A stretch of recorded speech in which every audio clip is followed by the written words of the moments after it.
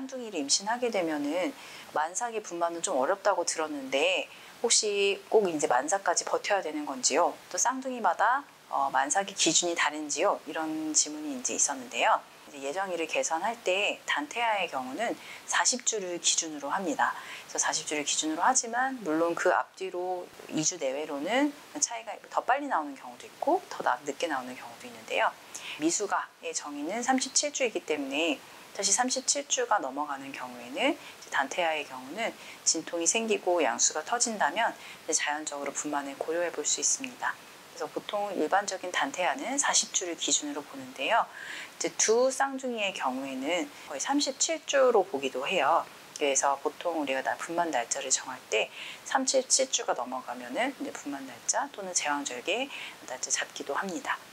그리고 새 쌍둥이의 경우에는 배도도 많이 나오고 자궁도 커지기 때문에 사실 37주까지 유지할 수 있으면 좋겠지만 그렇지 못한 경우가 많아서 사실 35주까지만 유지를 잘 하신다면 사실 35주 넘어서는 분만을 좀 고려하기도 하고요. 새 쌍둥이의 경우는 35주가 넘어가게 되면 오히려 임신 중 고혈압이라든지 사산화의 위험도가 높아진다고 보고도 되어 있습니다. 하지만 근데 미처 37주, 35주도 되기 전에 이제 이렇게 조기 분만을 하는 경우가 사실 많은데요. 34주 미만으로 분만을 하는 경우가 새 쌍둥이의 경우에는 거의 60% 이상으로 알려져 있고요. 두 쌍둥이의 경우에도 20% 이상으로 알려져 있으니까 사실 37주까지 또는 35주까지 채우기도 사실 쉽지는 않아요.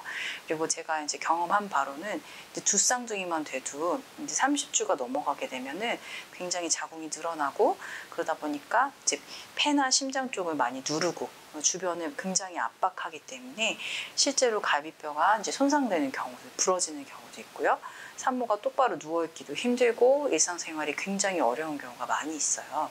그래서 그 쌍둥이의 분만은 아기가 이제 잘 크는지 또 여부는 잘 크는지 산전진찰을 잘 해보고 적절한 분만 시기를 잘 정하는 것이 굉장히 중요하다고 볼 수 있습니다. 그리고 이제 쌍둥이 분만을 할 때 꼭 제왕절개를 해야 하나요? 아니면 자연 분만이 가능한가요? 이렇게 질문을 주셨는데요.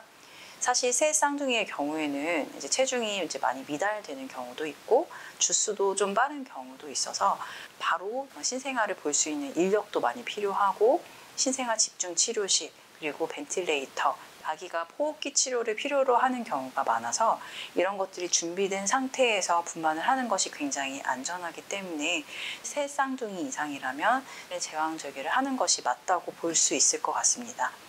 하지만 이제 두 쌍둥이의 경우에는 선택적으로는 자연분만을 고려해 볼 수가 있는데 쌍둥이의 경우에는 양막을 이양막성 또는 단일 양막성으로 구분할 수가 있는데 이양막성이고 그리고 두 아이의 머리가 다 내려와 있을 때 선택적으로 자연분만을 고려해 볼 수는 있습니다.